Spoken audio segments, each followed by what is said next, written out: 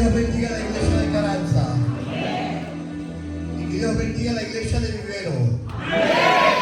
Amén. Sois bienvenidos en el nombre de Jesús. Ya sabéis que estáis en vuestra casa. Amén. Así que estamos aquí para disfrutar juntos de la bendición que Dios nos ha preparado para hoy. Amén. Voy a pedir, amén, a mi hermano Adolfo que presente el culto al Señor, si puede. Sí.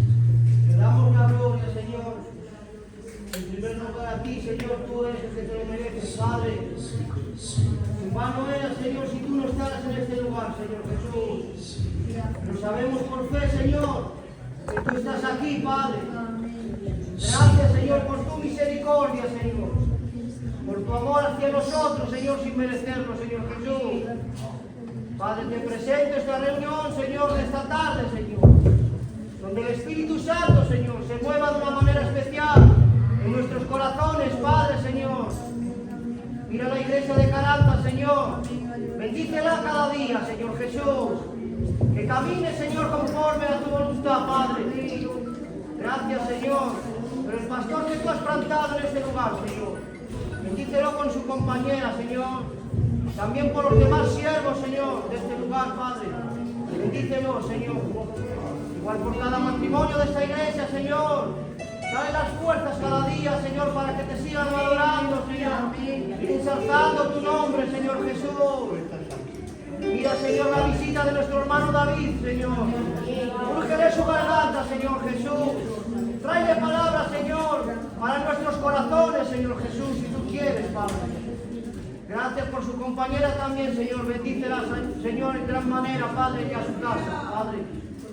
Gracias, Padre, especialmente, Señor, por esa salvación tan grande, Señor, que tú nos has regalado, Señor. No mereciéndola, Señor Jesús, pero tú has sido, Señor, por tu misericordia y tu amor, Señor, que nos has perdonado de nuestros pecados, Señor Jesús, y nos has dado acceso a la vida eterna, Señor. Gracias, Señor, por todas las cosas. Y te dejo presentado este culto en el nombre del Padre, del Hijo y del poder del Espíritu Santo. Amén. Amén. Por traernos a un siervo del Señor como nuestro hermano David, su esposa. Amén. Y yo rogaría después, vamos a apagar un poquito las luces, después su esposa que nos administrara una alabanza. Amén.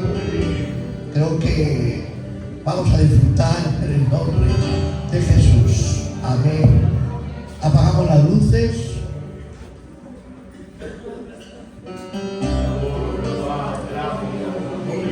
Pediría por favor que comiences a presentarte delante de Él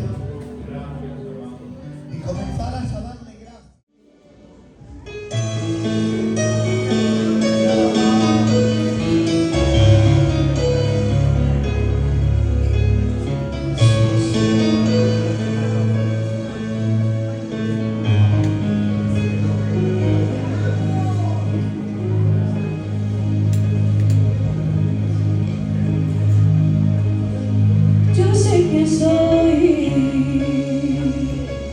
Mas sé que amo eres,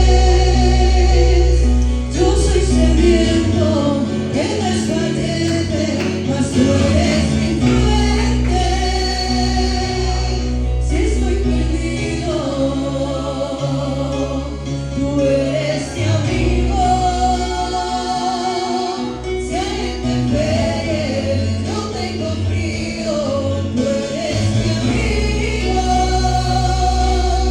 Ven a mi lado, que mi alma desfallece. Necesito acogida y ven al calor de tu regazo. Ven a mi lado, que mi alma desfallece. Necesito acogida y ven al calor de tu regazo. Dame corazón y tu consuelo, y dame tu fuerza y tu aliento.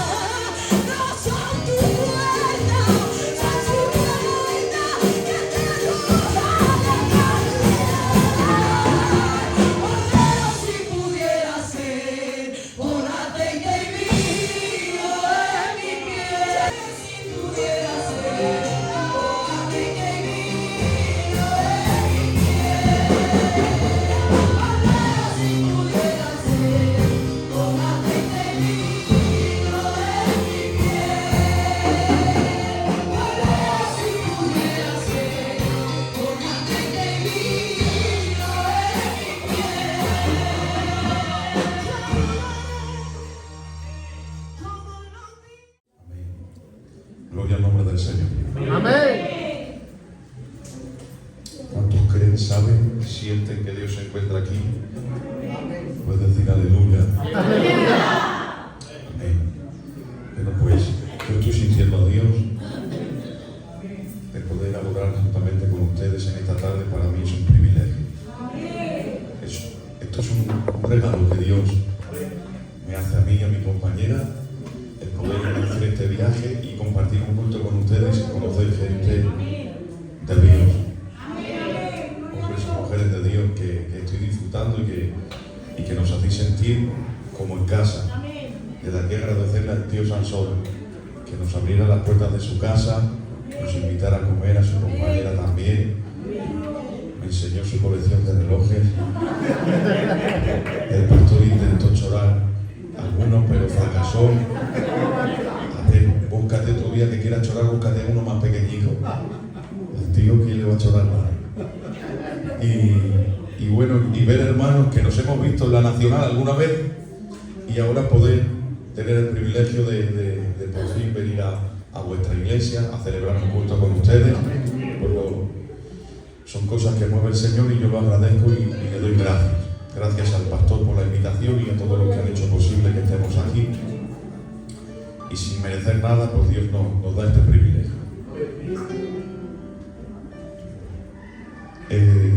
Como decía vuestro pastor, pues bueno, soy vuestro hermano David. Somos de la zona de Cataluña, que se compone de Barcelona y Gerona. Y yo vivo en un pueblo pequeñico que está cerca de Gerona. Y por eso el David, ¿cuál? El de Gerona. Y ahí se me ha quedado el nombre. No se lo digáis a nadie. Antes que me conocieran, me llamaban el David de la Yolanda y me daba mucho coraje. Porque como ella cantaba, a ella la conocían y a mí no. ¿Cuál David? El de la Yolanda, la que cantaba. Ahora cuando me llaman fuera, a veces fuera pues no la conocen a ella. Y me llaman, hermano, ¿te puedes venir? Sí. Y cuando me cuelgan le digo, que sepas que ni te han nombrado ni te conocen, ¿eh? Me han llamado a mí. Pero la verdad es que para mí siempre es una bendición, siempre que puedo viajo con mi compañero. No porque cante, porque creo que siempre que se pueda y no sea gravoso para los hermanos, pues es una bendición que igual que pastoreamos juntos, visitamos juntos y servir al Señor juntos. Y bueno, pues tengo una palabra para ustedes. Amén. Tengo una palabra para ustedes. Es un tema serio. Pero yo digo, si ya saben cómo predico, ¿para qué me llaman? Yo que ese es mi mensaje. La Yolanda sufre mucho cuando estamos pastoreando porque es la manera que Dios me administra y lo que Dios me da, y yo no puedo dar otra cosa que lo que Dios me da. Pero el mensaje empieza serio, pero como siempre, pues el mensaje de Dios es serio, el Evangelio es serio.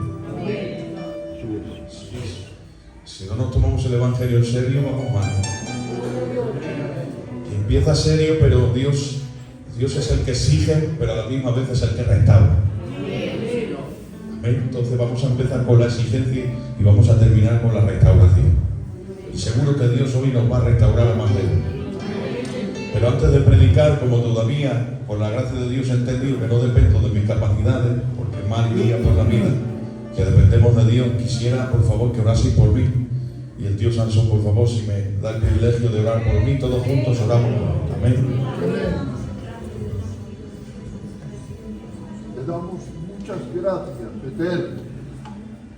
Tú estás en este lugar, Padre mío. Teniendo tanta grandeza, Señor, te has acordado de nosotros. Gracias, Padre mío. Yo ahora te presento, Señor, a mi hermanito, Padre eterno, delante de tu rostro, de tu persona, Padre, para que tú lo pongas en bendición para tu iglesia, Padre mío. Bendice su compañero, su casa, bendice su familia. Llénalos de ti en todo momento, Señor. Y gracias por él y por la palabra que tiene que traer a tu iglesia de bendición, en el nombre de Jesús. Amén. Vamos a leer en la segunda carta a los Corintios, en el capítulo 7. el verso 10. Y dice así: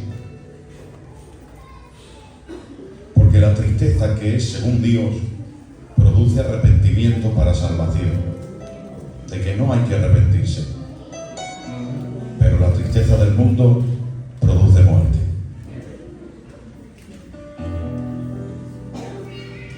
Lo leo de nuevo. Qué bien. Porque la tristeza que es según Dios produce arrepentimiento para salvación. Hay una tristeza que viene de parte de Dios. Y esa tristeza produce arrepentimiento para salvación. Porque Dios te entristece. Porque a veces la palabra viene revelando nuestra condición y al vernos tan pecadores eso produce tristeza. Pero esa tristeza, a su vez, produce arrepentimiento. Porque viene de parte de Dios. Que el Espíritu Santo te redarguye de pecado y te lleva al arrepentimiento. Y cuando se produce el arrepentimiento en nosotros, ese arrepentimiento es para vida. Pero hay una tristeza que es del mundo. Y esa tristeza del mundo produce muerte. En resumidas cuentas, Pedro fue entristecido o contritado por el Espíritu y se arrepintió. Judas fue acusado por Satanás y se acabó quitando la vida. Y Dios no quiere la muerte del impío. Dios lo que quiere es que el impío se arrepienta para perdón de pecado. Amén. Le damos un aplauso a la palabra.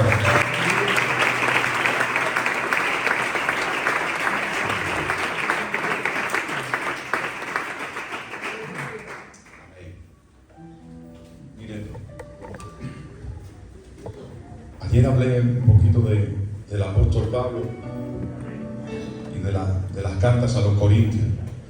El contexto de esta carta que hemos leído es que en la primera carta a los Corintios el apóstol los corrige con dureza, cual padre que corrige a su hijo. Los corrige con dureza. Miren, la iglesia de los Corintios, según los historiadores, se componía de unas 80, 70 almas, pero en una membresía de 80 almas, que tampoco era algo muy grande, se conoce que estaban los 5 ministerios y los 9 dones. En la iglesia de los Corintios uno hablaba en lenguas y otro interpretaba. En la iglesia de los Corintios había palabras de sabiduría y palabras de ciencia. Había profecía, había don de fe, don de sanidad. Qué alegría poder estar en la iglesia de los Corintios. Un pastor, un evangelista. No se acople ahora. Yo me escuchaba perfecto. Atrás no me escuchan. Por eso yo miro para ellos para que me escuchen. ¿Me escucháis ahora? Si no, arrimaros un poco más que tengo lejos.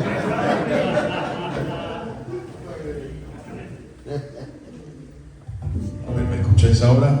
Si no, baja un poco, si no, el piano. Miren, allí había un pastor, un evangelista, un maestro, un apóstol, un profeta. ¿Os imagináis la iglesia? Aquí la aguante. Qué cultos, ¿no? Un día te ministraba un evangelista, otro día te ministraba un profeta, un día se hablaba en lenguas, el otro día interpretaban, el otro día una sanidad, un milagro. Yo quiero estar en esa iglesia. Pero en esa iglesia donde abundan los dones y los ministerios, se habían olvidado que tan importantes eran los dones y los ministerios como algo que habían descuidado. Porque si es importante que en una iglesia haya dones y haya ministerios, también es importante que en una iglesia haya santidad. Si hay dones, si hay ministerios, si no hay santidad. Ellos estaban gozando y recibían seguramente halago. Todo el mundo quería visitar a los Corintios. Yo quiero ir de visita, yo quiero pastorearla.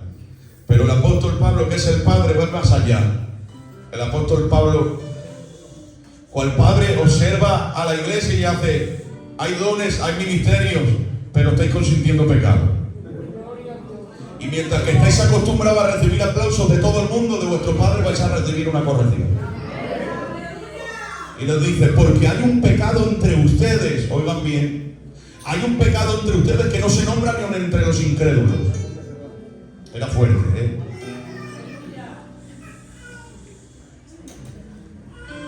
Ni entre los incrédulos se nombraba el pecado. Yo no lo voy a nombrar por respeto aquí a los presentes, pero como sé que ustedes tienen conocimiento de la Biblia, lo habrán leído y si no lo leen en casa. Y sé que tienen conocimiento para compartir y no para debatir. Porque para eso estudiamos, para edificar y no para presumir. El que tiene conocimiento para humillar a otro, porque hay gente que sabe tanto que hace preguntas que ya sabe para ver si tú las sabes. El Señor te perdone.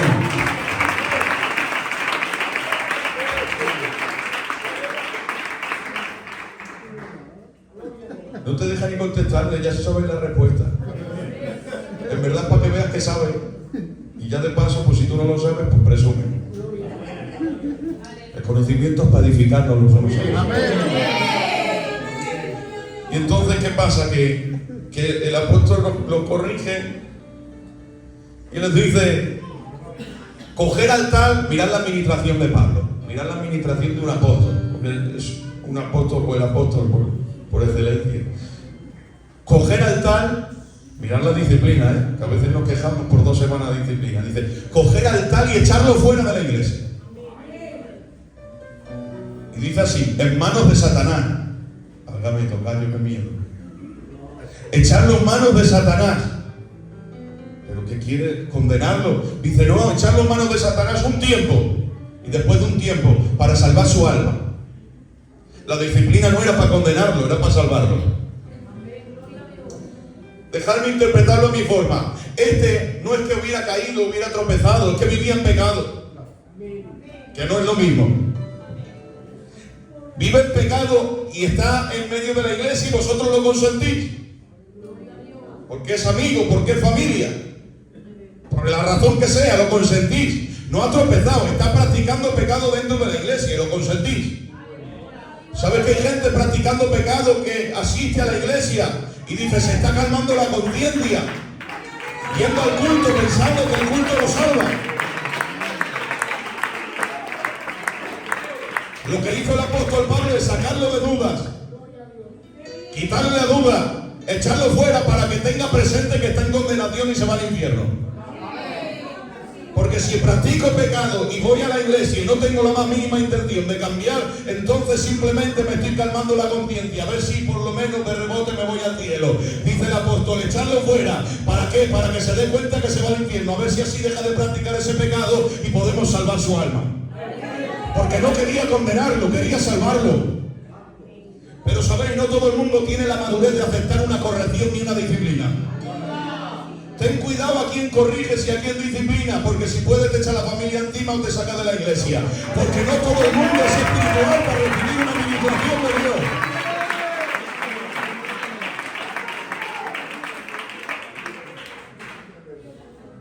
¿Y por qué yo no había venido aquí a predicar antes?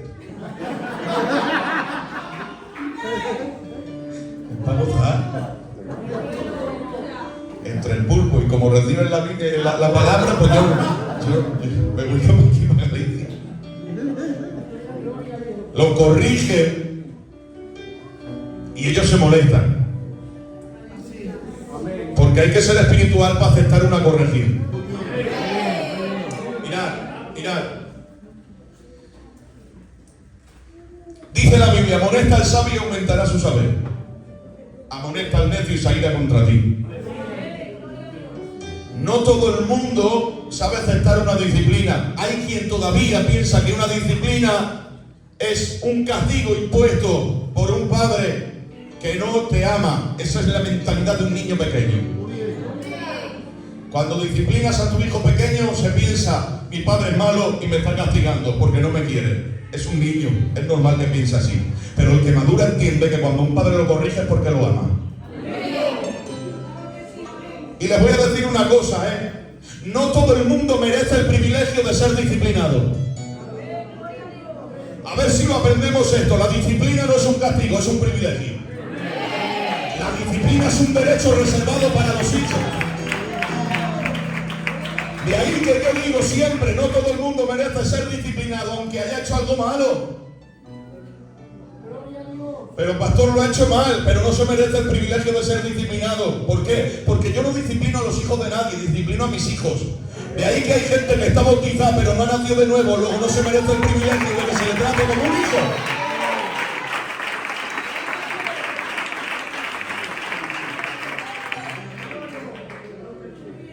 Es un derecho y un privilegio. Y a veces nos vemos obligados como pastores a disciplinar a quien no ha nacido de nuevo porque está bautizado y pertenece al sistema. Pero en nuestros adentros estamos dolidos porque decimos, ¿para qué administrar a alguien que no se arrepiente de lo que ha hecho? ¿Qué sentido tiene disciplinar a alguien que cuando estaba pecando estaba calculando la disciplina?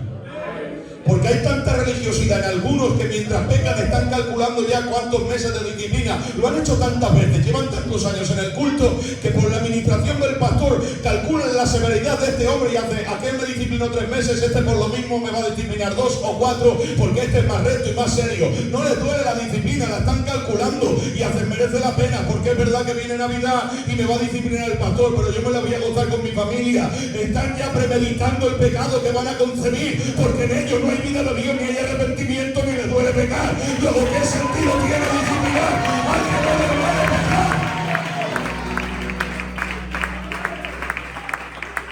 No tiene sentido disciplinar al que no le duele. Primero arrepiéntete y cuando te hayas arrepentido te disciplinamos.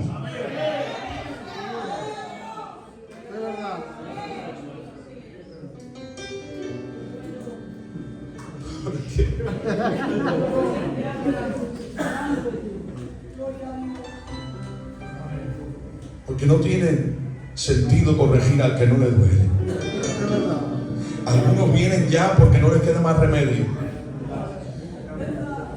porque saben que estás enterado. Otros les da igual, lo suben al estado como si nada, que lo vea todo el mundo por WhatsApp. No les da ni lacho.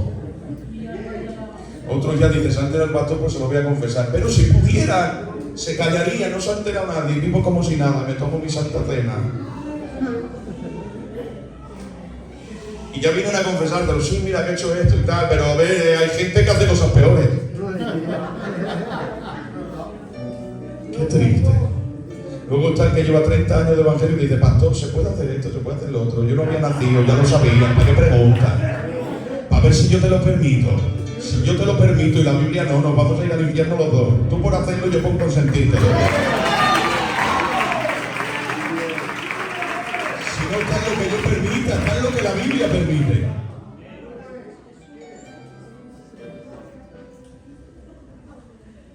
Gloria sea tu nombre, Jesús.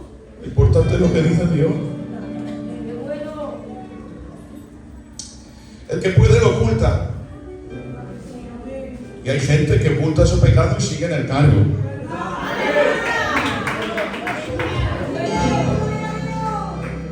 Pero no aplaudáis que me enchego y no paro.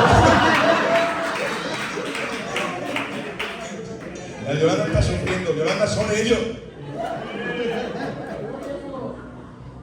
Chachos, siguen tomándose la Santa Cena.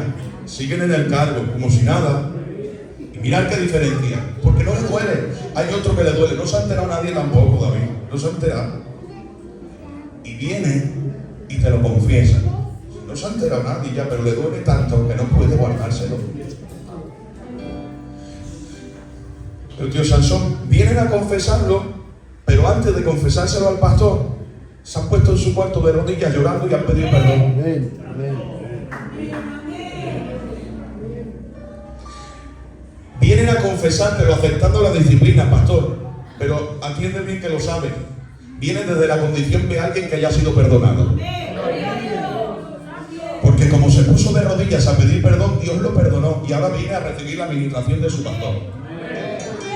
Pero ya ha sido perdonado y ahora le disciplina. Mirad qué cosas, Mira, lo que has hecho, yo sé que Dios te ha perdonado, pero para que aprendas, para darle una enseñanza a la iglesia y para que los inconversos no digan que aquí se consiente el pecado, te vas a tirar 3 meses ahí sentado sin tocar el piano. ¿Para qué? Para que medites en lo que has hecho, aprendas y eso produzca en ti un celo vivo para que no te quieras volver a ver en la misma situación y otro día resistas la prueba para poder servir a Dios en lo que estabas haciendo. De acuerdo, pastor, lo veo bien, gracias, porque sé que es un bien para mí. Me voy a tomar este tiempo como un tiempo en el que yo voy a estar orando allí sentado atrás y voy a estar meditando para aprender lo que he hecho. Digo, gloria a Dios. Pero mirad, el otro lo ha hecho peor y está tomando la Santa Cena, ocupando cargos y está como que sin nada porque no se ha confesado y nadie lo sabe. Pero ahora voy a hacer una pregunta. Viene Dios, uno ejerciendo, tomando la Santa Cena, otro sin tomar la Santa Cena indisciplinado. ¿Qué cosas, eh? El que está tomando la Santa Cena se queda y el que está disciplinado se va. Porque el que está ocultando pecado no tiene el perdón de Dios, pero el que lo confesó ha recibido la misericordia. Al final lo que cuenta es estar a cuentas con Dios. Pablo lo reprende y le dice, echadlo fuera. Porque todo el mundo exigimos santidad al pastor, pero a veces no estamos a la altura de la santidad que estamos exigiendo. Pastor, corrige. Pastor, esto no puede ser, porque estamos pensando en el forastero. Pero cuando esa santidad que exijo la aplican a mi casa, me enfado. Pues no quería santidad, empieza por tu casa.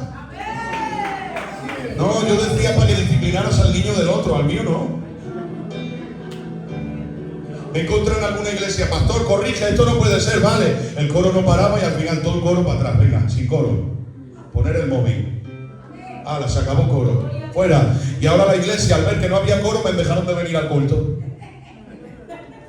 Y me estaban diciendo ellos, pastor, corrige, que esto no puede ser, el coro hace lo que quiere. Cuando quité el coro, me dejaron de venir al culto. ¿Qué pasaba, David? ¿Sabes qué pasaba? Que los pagos nos comían y el malo era yo. ¿Sabes qué tuve que hacer? Que no me respaldáis la administración. Aquí tenéis a vuestro coro, yo me marcho, seguir pagando vuestro local, pero yo no consigo.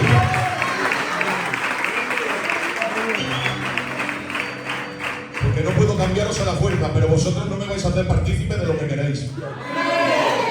A la gente no se le puede cambiar a la fuerza, a la gente la cambia la palabra, y el que no quiera cambiar con la palabra ya se apañará él con Dios. Esa es la corrección que puso Pablo, y por eso algunos se molestan y empiezan a hablar mal de él. Y Pablo, cual padre, empieza a pensar y a decir, quizás me he pasado. Porque ¿quién se la goza corrigiendo? Es la peor parte de ser pastor. Tener que corregir. Es la peor parte. No os lo imagináis. Predicar es bonito. Comer en casa de un hermano. Orar un ratito. Irnos de visita a Gloria. Pero cuando tienes que administrar a alguien y corregirlo, te pasas la noche en vela sin poder dormir diciendo, Señor, dame la palabra para poder hacerlo sin hacerle daño. Lo pasas muy mal. Nadie disfruta corrigiendo a sus hijos. Nadie se la goza corrigiendo a un hijo. Cuando castigo a los niños, se me hace más largo el castigo a mí que a los niños. Porque un padre no goza corrigiendo a sus hijos, pero es nuestra obligación. Y Pablo empieza a pensar y escribe este verso. Porque la tristeza cae según Dios. ¿Por qué? ¿Por qué escribió este verso? Porque él pensó, quizás me he excedido, he sido demasiado severo. Y está con el corazón apesadumbrado, está dolido, está cargado, porque dice, es normal que se enfaden conmigo. A veces la Yolanda me lo hace, ahora te voy a acabar. Cuando me pongo tan serio en la iglesia me hace, ¿qué te pasa? Digo, pero no me digas eso, que me carga. Y es que a veces nos duele decir, me he pasado. Es verdad, he sido demasiado serio, no he tenido que corregir con tanta dureza, o no he tenido que predicar así de esta manera. Y te cargas. Y Pablo se va cargado a Macedonia. Y dice, por fuera afligidos y por dentro llenos de temores. ¿Qué temor tienes, Pablo? ¿Qué temor tengo? No es porque me maten, es porque quiero seguir trabajando en la obra y seguir predicando. Y ese es el temor que tengo, no poder seguir salvando almas. Porque Pablo tenía claro, para mí el vivir es Cristo y el morir es ganancia. No es que temían a la muerte, temían a no poder seguir sirviendo al Señor. Y ahora dice, pero Dios, que es bueno y misericordioso, nos consoló como solamente Dios sabe consolar. ¿Y cuál es el consuelo que ha recibido Pablo? Dime, ¿qué consuelo ha recibido? ¿Una ofrenda? ¿Abrigo? ¿Alimento? No, ha recibido una carta de Tito. Porque Pablo, antes de irse a Macedonia, ha enviado a Tito a los corintios. Pero los corintios están enfadados con Pablo y Tito viene de parte de Pablo y dice, a ver si me lo tratan mal, porque él presumía con Tito y decía, los corintios son gloria bendita, me atienden gloria bendita, seguro que cuando vayas allí te van a recibir con los brazos abiertos, pero ahora tiene la incertidumbre, a ver si porque están enfadados conmigo me lo van a tratar mal a mi discípulo. Pero ahora llega Tito y lo reciben con cariño. Porque aunque en un principio se entristecieron por la carta que les había escrito, luego produjo en ellos algo. Y ahora Tito lo reciben con cariño, lo abrazan, oran con él y le dan una ofrenda para Pablo y le dicen un mensaje para Pablo. Y ahora a Pablo le llega la noticia. ¿Qué consuelo has recibido, Pablo? El consuelo ha sido que me ha llegado una carta de Tito y me ha dicho que los que en un principio se enfadaron conmigo y estaban entristecidos, ahora se han arrepentido, se han corregido y se han ordenado. Ese era el consuelo de Pablo. Saber que la iglesia se había corregido. Ese es nuestro consuelo, ver que aquellos que entristecen se arrepienten y se convierten. Por eso dice Pablo, en un principio yo mismo me entristecí por haberos contristado, pero Pablo, tú no sabías lo que venía detrás, porque al fin y al cabo tú eres un mandado, tú corregiste, pero no sabías el resultado, pero el que te llevó a corregirlo sí lo sabía, es el Dios que todo lo puede y todo lo hace, y tú no sabías que luego se iban a arrepentir, pero aquí tiene Pablo, este es el fruto de haberlos contristado. Por eso dice Pablo, la tristeza que según Dios produce arrepentimiento para salvación, y dice de lo que no hay que arrepentirse. ¿De que no hay que arrepentirse, Pablo? No hay que arrepentirse de producir tristeza en la iglesia, si esa tristeza les lleva a arrepentirse y a vivir en santidad. Aleluya. Este es el resultado, el contexto de lo que hemos leído. Y ahora dice, el mundo también te entristece, pero te mata. Mejor entristecerte de parte de Dios para que te arrepientas. Que la tristeza que según Dios produce vida. Bien, dicho esto, ahora surgen varias preguntas.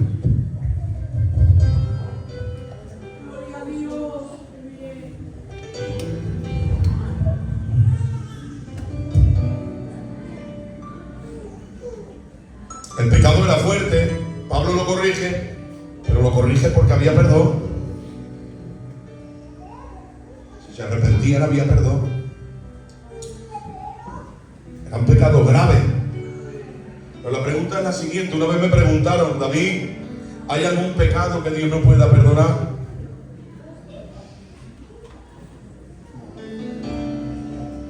No sé qué aquí estudiáis. ¿Hay algún pecado que Dios no pueda perdonar? Le dije sí. El pecado del cual no te arrepientas. Ese es el que no te puede perdonar. Pero ahora alguno dirá, no, porque la Biblia dice que todo pecado será perdonado, menos la blasfemia contra el Espíritu Santo. Amén. Es así. Pero ahora te voy a hacer una pregunta. ¿Qué es la blasfemia contra el Espíritu Santo?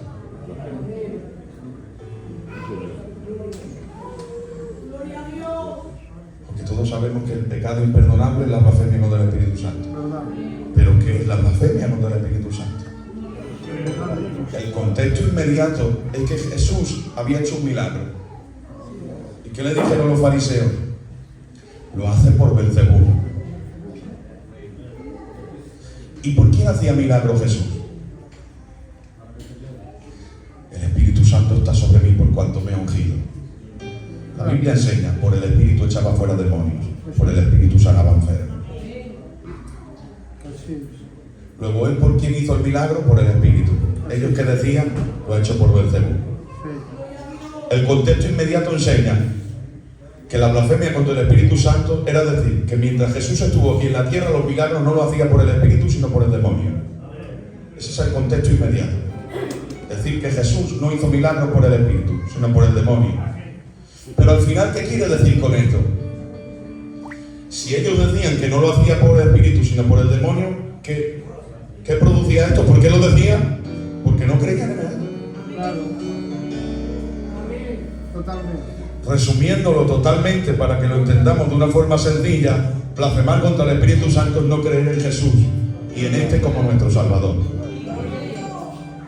Luego, si no creo en Jesús como el Mesías y el Salvador, y Él es el que ha redimido nuestros pecados, el que nos ha perdonado y el que nos ha reconciliado con el Padre, si no creo en el único mediador entre los hombres y Dios, ¿quién me va a salvar y quién me va a perdonar? Si nadie puede.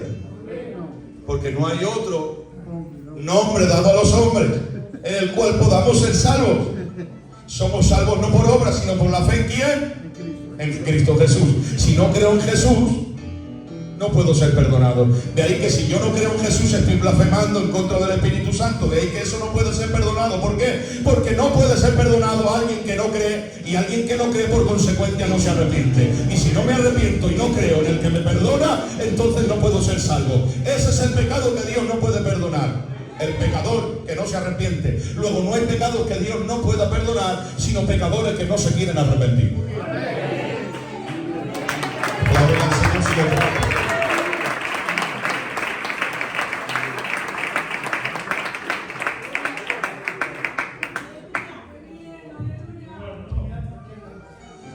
De verdad que no hay quien nos aguante que piense predicar. Me terminan los versículos, me terminan las frases. ¿Saben para dónde voy? ¡Qué alegría, qué fácil! ¡Qué bien! Ahora os voy a hacer otra pregunta, que seguro que la sabéis, porque lo sabéis todos. ¿Qué es un pecado de muerte?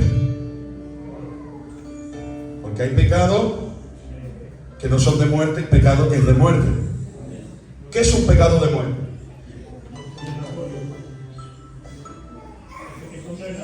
El que te condena, claro, muy bien.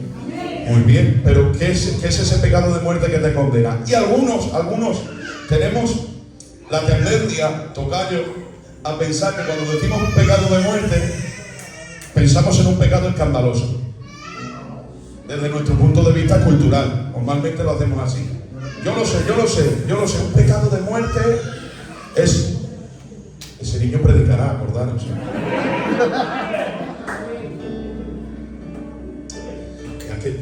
Si en un culto nuestro no hay un niño haciendo ruido, es que no estás en Filadelfia. Yo cuando llevo mucho rato, ningún niño hace ruido, ya me empiezo a preocupar. Señor, a ver si me he ido a otra denominación.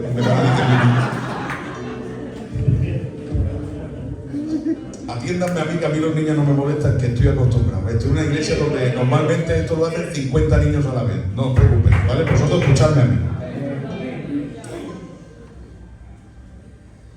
Un pecado de muerte tiene que ser un pecado que se cometa en Barcelona y sea tan fuerte que llegue hasta Galicia. Eso es un pecado de muerte. No, hermano, eso es un pecado escandaloso. Y normalmente lo medimos desde el punto de vista cultural. Álgame, no vean lo que ha hecho fulano, el Señor lo perdone o lo arrebate.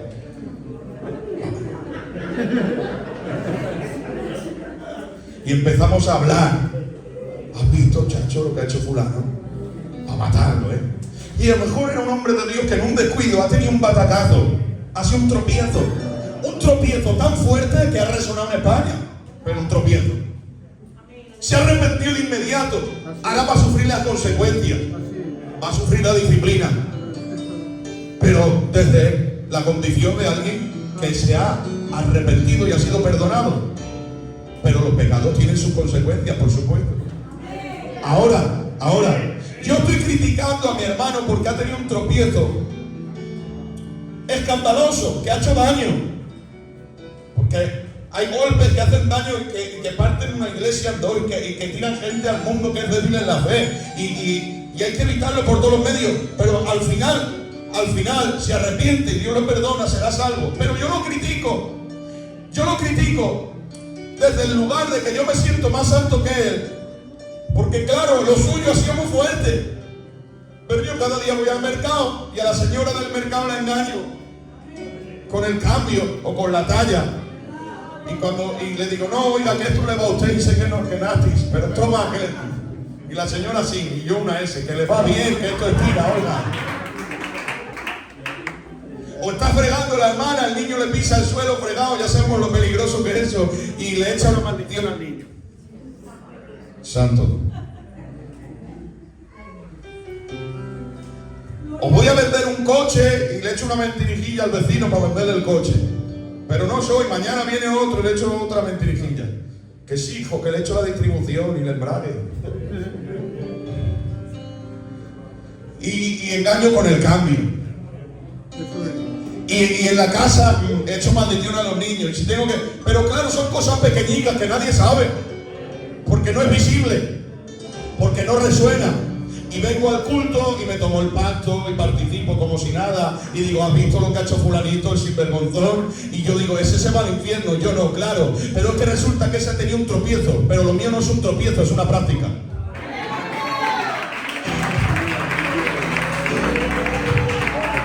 Y yo digo, el pecado de muerte es el pecado escandaloso, ¿no? El pecado de muerte es el pecado que se practica conscientemente sin arrepentimiento. Luego yo juzgo a aquel porque su pecado es sonoro, ha sonado muy fuerte, pero se ha arrepentido y es salvo. Mientras que yo en mi religiosidad vivo una vida de pecado desde un concepto mío, un pecado pequeñico que no pasa nada, que nadie se entera, pero no ha sido un día, no ha sido un tropiezo, es un continuo. Es que en mi vida no es que echar una maldición, es que soy un maldiciente, no es que echar una mentira, es que soy un mentiroso, no es que un día bebí, es que soy un borracho, ¿lo veis? Es una práctica y el pecado que se practica engendra y da luz muerte. Por eso el apóstol Pablo dice, no quiero que os juntéis con quién, con los que hacen tales cosas, con los borrachos, con los que adulteran, con los que empiezan a nombrar pecados. Y haces tú, Pablo, es imposible no convivir con esta gente porque estamos en un mundo donde está lleno de personas así. Pero el apóstol Pablo da un detalle muy importante, dice, no os juntéis ni a comer con las personas que haciéndose llamar cristianos practican tales cosas, porque un inconverso que practique pecado, júntate con él y dale testimonio. Lo que no soportaba Pablo era la gente que se hacía llamar cristiano y practicaba el pecado.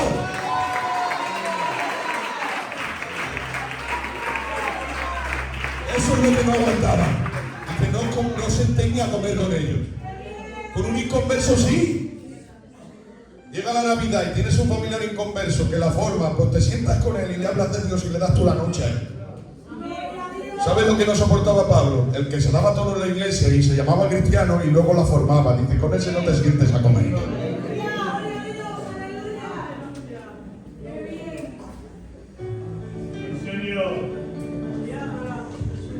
Luego el pecado de muerte, más allá de ser un pecado resonante, es un pecado que se practica conscientemente y sin arrepentimiento. Que el pecado engendra y da luz, muerte.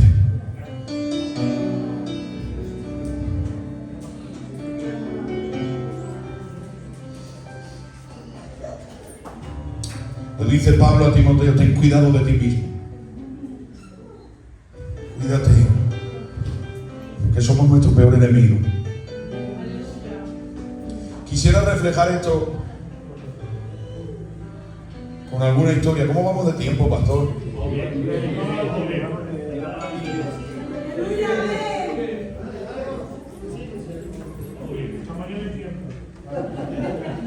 No, porque lo digo porque hay otro culto a la noche.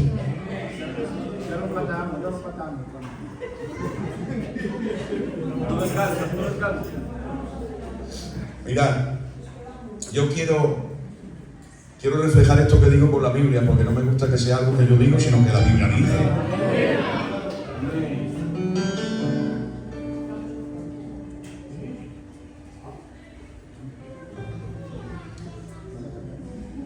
Para que veas la diferencia entre que si es pecado grande o pequeño, aunque cada pecado tiene sus graves consecuencias, pero al final no es lo mismo una caída y un tropiezo que una práctica. Y nosotros diferenciamos mucho entre un pecador y otro. Pero voy a mostrar la diferencia que hace el Señor, porque también la hace, pero muy distinta a la nuestra. Dice la Biblia que Dios le ha dicho a Saúl por medio del profeta: haz guerra contra Amalek y extermínalos, no dejes a ninguno con vida, ni a los animales, ni a los niños, extermínalos, son mis enemigos desde siempre, no dejes a ninguno. Se va Saúl a hacer guerra contra los de Amalek, y cuando vuelve ha dejado con vida al rey y se ha guardado lo mejor del ganado. Ha dejado con vida al rey para presumir, porque era costumbre dejar con vida al rey y exhibirlo públicamente. Y ha dejado con vida al ganado, pues porque quería el botín, el tesoro, la recompensa de la batalla. Pero Dios le dijo: termínalo. Y ahora Dios le dice al profeta Samuel: ve donde Saúl y dile que lo desecho porque me ha desobedecido. Dile que lo voy a quitar del rey y que en su lugar voy a poner uno mejor que él, conforme a mi corazón. Llega el profeta Samuel y le dice: Saúl, ¿qué has hecho? Y él, presumiendo, dice: nada, he hecho la voluntad de Dios. He ido a hacer guerra contra los de Amalek y los he exterminado. Pero no te dijo Dios que los exterminaras a todos. Sí, que es ese sonido que yo escucho. No, profeta, que me he dejado lo mejor para sacrificárselo a Jehová. Quería disfrazar lo que había hecho como que era algo bueno, disfrazando de santidad una obra de iniquidad. La desobediencia no se puede camuflar como que lo he hecho con buena intención. La desobediencia es desobediencia. Y ahora le contesta el profeta y le dice: mira, Saúl, se agrada más Dios de la obediencia que de los sacrificios. Porque me estás diciendo que has guardado eso para sacrificárselo a Jehová. Sí, se agrada más Dios de la obediencia que en los sacrificios. Se complace más Dios en que le seamos obedientes que en los sacrificios. Se complace más Dios en tu obediencia que en los cultos. Se complace más Dios en tu obediencia en el secreto que en lo bien que cantas o lo bien que sacrificas en público. No se trata de lo bien que uno predica, sino lo bien que uno obedece. Se complace más Dios en la obediencia, en eso privado, en eso que nadie te ve. Se complace más Dios en la obediencia que en los sacrificios. Y ahora dice: no, hombre, que lo he hecho para sacrificárselo a Jehová. Me ha dicho Dios que te desecha, que te quita, que va a poner a otro en tu lugar mejor que tú. Y ahora se marcha Samuel y lo coge Saúl del manto y rompe el manto, y se gira a Samuel y le dice: mira, así como has roto el manto, Dios rompe el reino y te lo quita de tu mano. Se lo va a dar a un joven mejor que tú. Y ahora dice él: vale, pero honrame delante del pueblo. Te ha dicho Dios que te ha desechado y tú solo te preocupas porque el pueblo vea. Te ha desechado el Señor y tú solo quieres la honra del pueblo. ¿De qué te sirve recibir la honra del pueblo si Dios te ha desechado? ¿De qué te sirve recibir honores públicamente si Dios se avergüenza de ti cuando estás en el secreto? No sirve de nada. Y ahora le dice el profeta: mira, Saúl, como pecado de idolatría es la desobediencia, y como pecado de la adivinación es la obstinación. ¿Sabéis qué le estaba diciendo? Le estaba diciendo: eres igual que un idólatra porque has desobedecido a Dios. ¿Pero qué es la obstinación? La obstinación es no reconocer que él lo ha hecho mal. Y le dice: no solo lo has hecho mal, sino que encima no lo reconoces. Pues bien, por hacerlo mal eres como un idólatra, algo que aborrece a Dios. Y por no reconocerlo eres como un adivino. ¿Sabéis por qué se lo compara con un adivino? Porque Saúl había desechado a las adivinas del pueblo de Israel. Cuando quiso consultar a Jehová y el profeta Samuel ya no estaba, se fue a buscar una adivina y no la encontraba. Se tuvo que ir a Endor. Y cuando fue a Endor y le dijo: tráeme al profeta, dijo: no, que Saúl no lo ha prohibido, vaya. Saúl, te das tono porque estás viviendo una santidad de apariencia. Te das tono por echar fuera a la adivina. Y le dice el profeta: eres igual o peor que las adivinas que has echado a Israel. Porque estás diferenciando entre un pecado y otro. Te piensas que tú eres más bueno porque tú no adivinas. Las adivinas se van al infierno, pero como tú no te arrepientas también. Estaba diferenciando entre un pecado y otro. Y le dice el Señor: eres igual o peor que las adivinas que has echado, porque eres un desobediente. El pecado no es otra cosa que la desobediencia. Y dice la Biblia que el que incumple un mandamiento, transgresores de toda la ley. Señores, no se trata de un pecado más grande o más pequeño. Se trata de que el que peca y no se arrepiente no recibe el perdón de Dios.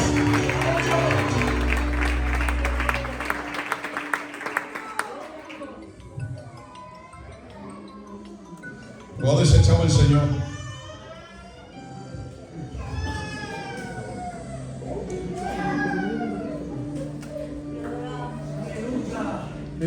Puso a David como ungido, el que es conforme al corazón de Jehová. Pero el que mata gigantes, mata filisteos a miles, el cantor de Israel, ha pasado el tiempo. Dice la Biblia: en el tiempo donde los reyes salían a la guerra.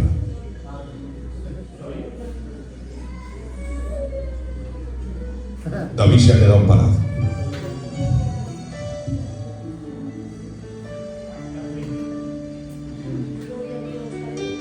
A mirar lo que no tenía que mirar, a codiciar lo que no tenía que codiciar. Y ya sabéis la historia. Ha pecado. Llama a Betsabé y peca, la mujer de Urías, y la devuelve para su casa. Se piensa él que porque es el rey puede hacer lo que quiera. Se le ha subido la corona a la cabeza. La devuelve a su casa y hace, ya está, he pecado, pero como soy el rey, la mando para su casa y yo sigo reinando como si nada.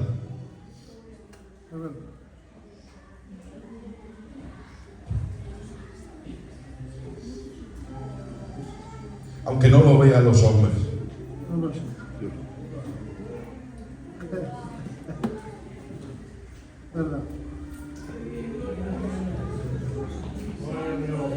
Pasa el tiempo, sígueme ahora con alegría que voy a terminarlo aquí, ¿vale?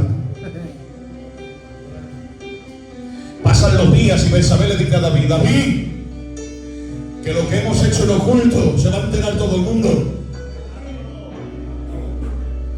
Que está creciendo un niño dentro de mí, todo el mundo va a saber que no es de mi marido. ¿Qué hacemos? Y ahora David se desespera y empieza a trazar un plan diabólico. Dice, tengo que hacer algo para encubrir mi pecado. Porque la primera reacción de un pecador que vive lejos de Dios no es arrepentirse, es encubrir el pecado que ha cometido. Voy a encubrir mi pecado para que nadie lo sepa. Y llama a Urías de la batalla, lo trae a palacio, lo sienta a la mesa, le da de comer. ¿Qué tal? ¿Cómo va la guerra? Ahí vamos, luchando. Muy bien, campeón, ya ganan descanso. Come y bebe y vente para tu casa. Pero dice la Biblia, Urías se quedó en la puerta de palacio a dormir con los sirvientes. No se ha querido ir a su casa. David se entera. Él está diciendo, si se va para su casa, todo el mundo pensará que el niño es suyo y se acabó el problema. Pero Urías no se va para su casa, se queda en la puerta de palacio a dormir con los sirvientes. Y ahora David se entera y lo vuelve a llamar. Lo llega a la mesa, le pone manjares. Esta vez lo embriaga. Lo voy a embriagar, porque si un hombre come y bebe bien, se irá para su casa. Pero Urías, dice la Biblia, nuevamente se quedó en la puerta de palacio. Y digo, ¿qué lache, David? Es más fiel Urías habiéndolo embriagado que tú estando sereno. Porque lo de Urías fue algo inducido, algo de un día, algo empujado. Pero lo de David era una condición que venía arrastrando hace tiempo. No era lo mismo, señores. No fue una caída ni un tropiezo. Fue una decaída continua que fue de menos a más y se fue corrompiendo. Y ahora cuando David se entera, dice, este me la manga. Yo tengo que quitarme este problema de encima. Lo llama Urías y le dice, aquí tienes esta carta. Vete, dásela al general Joab, para que el general Joab cuando vea la carta lo ponga al frente de la batalla y allí muera. Y dice David, ya está, muerto el perro, se acabó la rabia. Me quito a este del medio y se acabó el problema.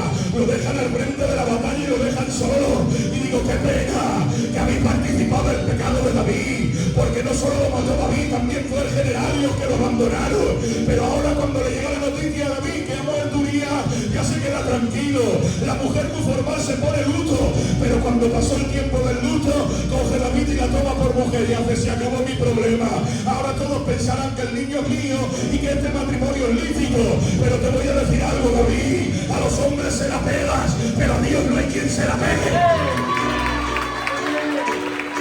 Por eso aparece el profeta y le dice, David, te voy a contar una historia, ¿puedo? Y dice, sí, cuéntame.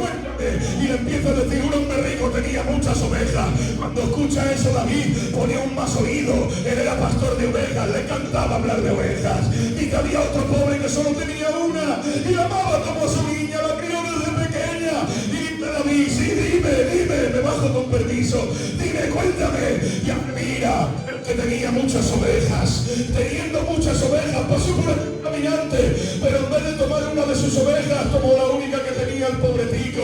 David empieza a arder herida. Él sabe lo que se llama una oveja. Había arriesgado su vida por las ovejas de su padre. Se le había quitado de la boca el león y el oso. ¿Y hace cómo? ¿Qué hizo eso? Sí, David. Mira lo que hizo este hombre. Dime, júzgalo tú.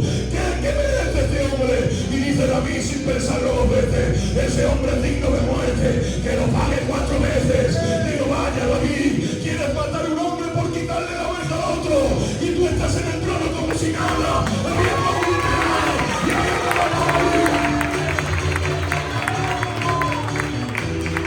Porque a veces juzgamos el pecado ajeno, porque nadie sabe lo oculto nuestro.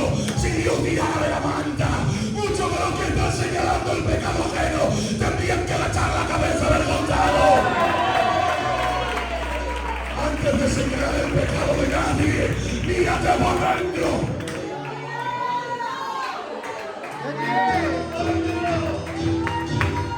Le contestó el profeta y le dijo, ese hombre eres tú.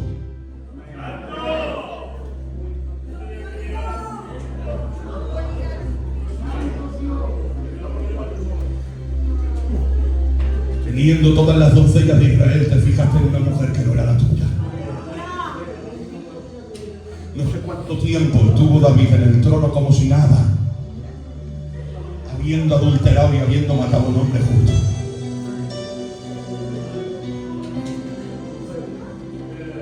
No ha podido vivir así tanto tiempo, David.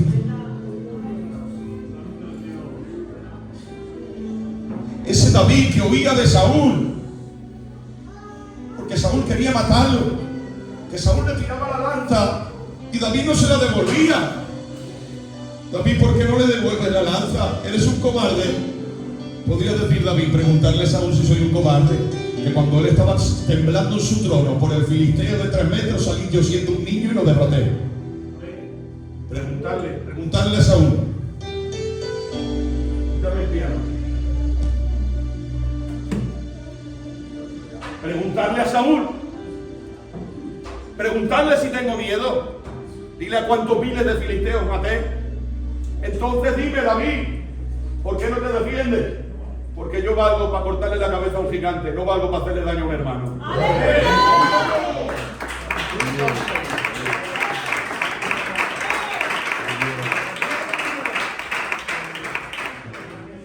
Porque hay quien es un fenómeno haciéndole daño a los hermanos, pero los demonios, hijos míos, no les hacen nada.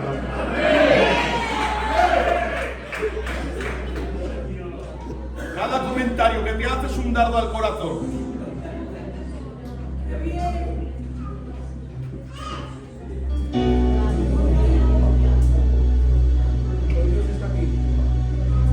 Qué pena.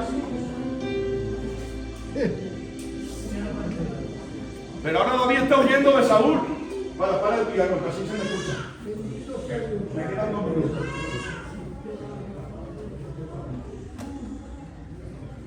Espérate, que voy a beber.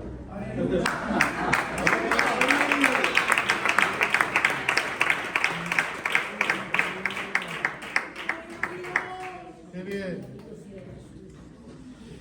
Qué bien, Señor. Mano, yo me he puesto un espedifrén dentro porque es como la espinaca de Popeye, ¿os acordáis? Sí. Para la garganta. Ahora sí. Es que a mí me gusta más. Esto no se le acaba la pila y así me pego 3 horas. Que lo de la pila es un truco para que no me haga pesado que no sea.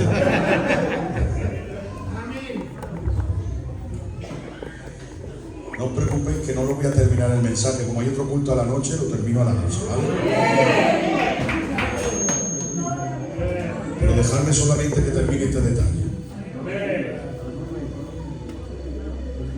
Huyendo David de Saúl, lo persigue a matarlo y a ver qué sacó. Y cuando lo persigue para matarlo, llega un momento que David se da cuenta que Saúl se ha quedado dormido. El mismo David, escucha bien, el mismo David del que hemos estado hablando, que mira el pecado que había cometido, mira lo que hizo en su juventud. Saúl lo persigue para matarlo y lo ve durmiendo y hace: esta es la mía. Coge su sobrino, que eran hombres valientes, y dice: David, ¿quieres que de un golpe lo enclave con la lanza y le quite la vida a tu enemigo? ¿Sabéis qué dijo David? Hijos de Sarbia, Sarbia era su hermana, hombre sanguinario. Así les hablaba.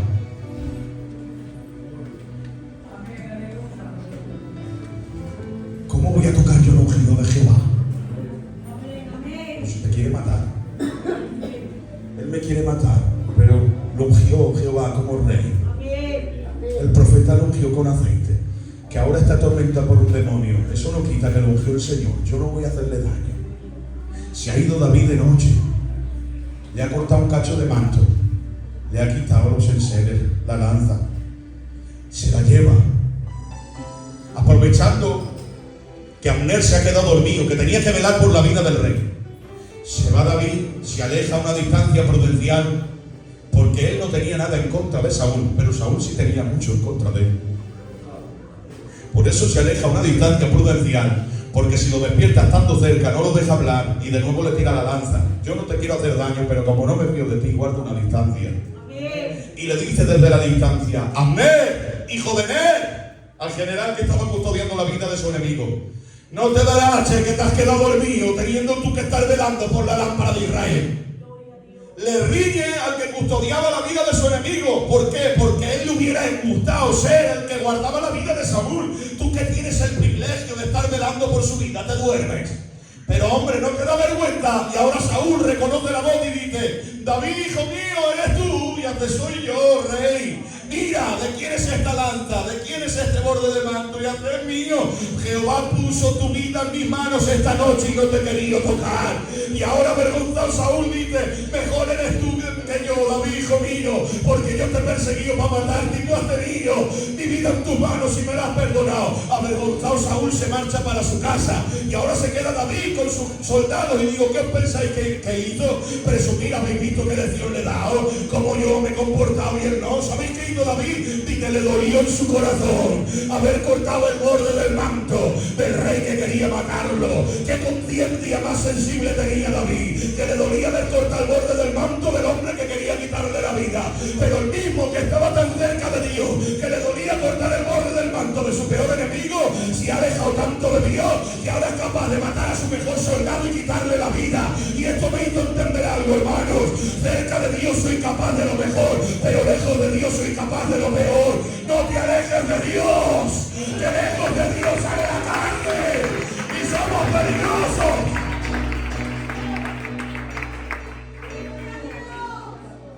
El mismo, el mismo. Para los que dicen que no, que puedo estar sin ir al culto y sin orar, que me salvo igualmente. Trate sin ir al culto y sin orar, que mira lo que hace David, el ungido conforme al corazón de Jehová.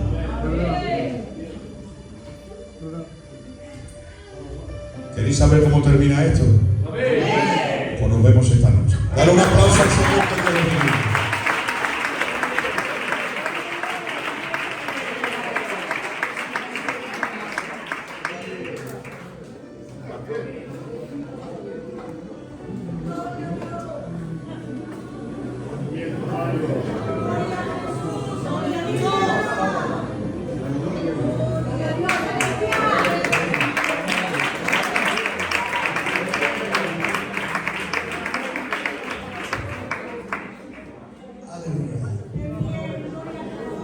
Gloria para Dios. Dale, que yo estoy a falta de voz. Amén. Creo que Dios ha hablado claro y fuerte. Necesario entender esto, hermanos. Me quedo con esto. Mejor es corregir que consentir. Vuelvo a repetir. Mejor es corregir que consentir. Amén. Amén.